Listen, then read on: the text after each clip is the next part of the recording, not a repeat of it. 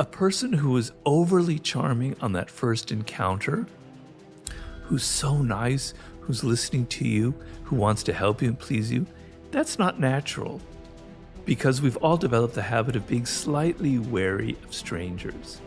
And I've learned through my consulting work and my own experience that that person who's trying too hard on the first encounter, they're generally hiding something. They're generally conceding intentions that they don't want to give out, right?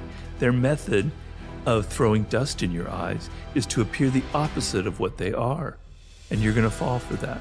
So when people try too hard with one quality or reveal too much of a single quality, they're often concealing the opposite. So be aware of that. They're the different kind of toxic type of people. Most often they're of the narcissistic variety. The people who are grandiose, the people who are aggressive, passive-aggressive, who feel a lot of envy.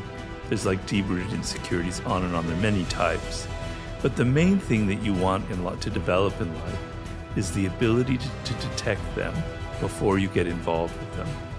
Because the way toxic people have learned, they've learned strategies since they were 6 or 7 years old, how to get power. And they embroil you in dramas. They get into your emotions, right? They entangle themselves in your life. They don't come at you saying, I'm toxic, I'm a narcissist, get away from me. They know how to appear charming, they know how to be interested in you, they know how to be moderately pleasing, etc. They can even be charismatic. You get involved with them, and then it starts to come out, and it's too late because you're emotionally entangled with them. They've got their roots inside of you, and you're sucked into their dramas, and it's really hard to get out, particularly in an intimate relationship. That's the worst of all. The best thing you want to develop in life is the radar to detect them before you get involved with them. And it requires a change in how you perceive people. So it doesn't mean, I don't want people to become paranoid, thinking everybody out there that I'm dealing with could be toxic, because it's only like 5% of the population or whatever is truly like that. But you want to be able to see the signs beforehand, right? And you don't want to judge people based on their words, based on their charming personality, based on their glittering resume. You want to be able to judge their character, what's deep, deep inside of them, right? The things that are not so visible at first glance, right? So you have to train how you think about people. You have to observe their patterns in life before you met them. If this person that you're about to get involved in a relationship tells you, all of my wives and girlfriends in the past, they were just such blah, blah, blah, blah, blah, and then you hear that they don't only last a year or so, and it was always their fault, your antenna should go up. Something is wrong here. This person isn't revealing the truth. It's probably coming from something within. In my 48 Laws of Power, I talk about infection, where there are people who have an infecting power on you. They're surrounded by all kinds of drama. They continually present themselves as the victim of other people, whereas in fact, they're the ones that constantly draw this drama to them because that's how they survive. And you're going to find yourself involved with them, and it's going to be horrible to get out of the relationship. You're going to feel guilty. So develop the power to recognize them before you get involved. Paying attention to people's nonverbal cues. A narcissist tends to have a very animated face, but a kind of a deadness in their eyes. They're kind of listening to you, but you can hear that they're actually thinking about themselves, or they're not really connecting to you through the eyes. The face is alive, but the eyes are dead, right? There are signs, nonverbal cues that will show you that you're dealing with someone who's not, I hate the words like sociopathic, psychopathic, but who is, generally very self-directed, right?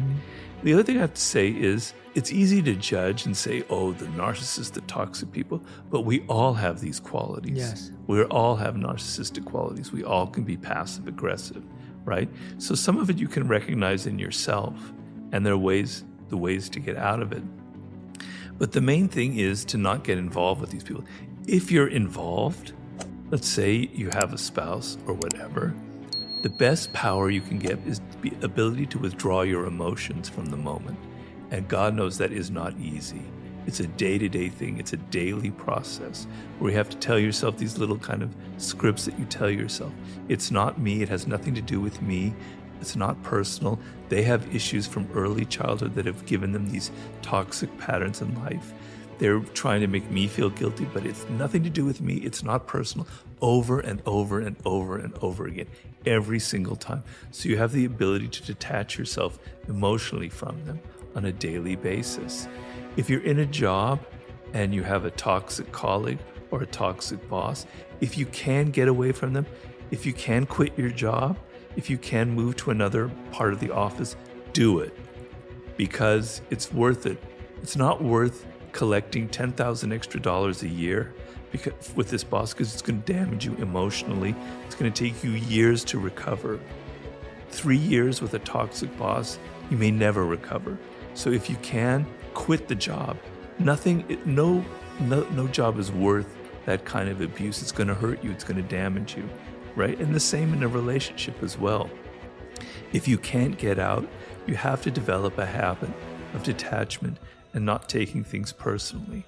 And oddly enough, when people sense that in you, like a toxic person senses that they can't push your buttons, it has a powerful effect on them. I'm not saying it's going to cure them, but they thrive on the ability to push your buttons. To see you getting upset and angry just makes them so excited in a perverted way.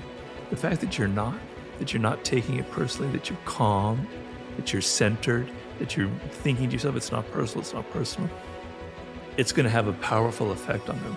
It may not end the dynamic, but it will have more of an effect that you want than constantly falling for their ploys and their games and getting emotionally sucked into their dramas. We have an animal part of us, right? Where we feel certain things about people on that first encounter or second encounter that's not rational, that's intuitive. And then we don't trust it.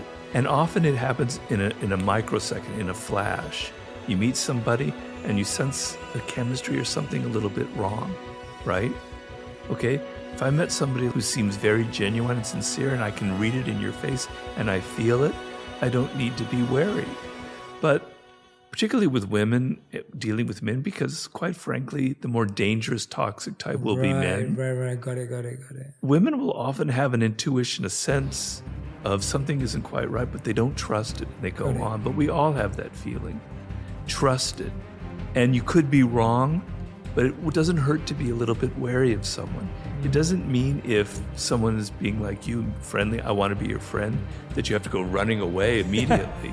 Yeah. It just means maybe there's an ulterior motive here. Yes. I'm reading body language that tells me no, that they're sincere. I can let down my guard, but there'll be a tiny percentage of me which in the days to come wants to see, because there are people like it's a common classic case of envy, where a person who is envious of you becomes your friend.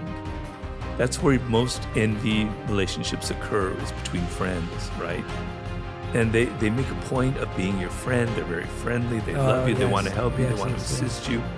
Wow, this is great, because we never get enough of that in life. And then 6 months down the road, they start turning against you, start doing things that completely confuse you. Now, probably in your first encounters, you could have detected something about them already. But people can be tricky. So, with you, I would kind of sense a complete sincerity, and I would let down my guard. But there are other people that you have to be a little bit wary of. It doesn't mean that you've cut off contact, but you have a little bit of distance. And the moment you see behavior that kind of contradicts that initial impression, whoa, all right? And maybe you don't become friends, you don't get involved with them. Because getting involved with a person like that is going to cost you a lot in the end.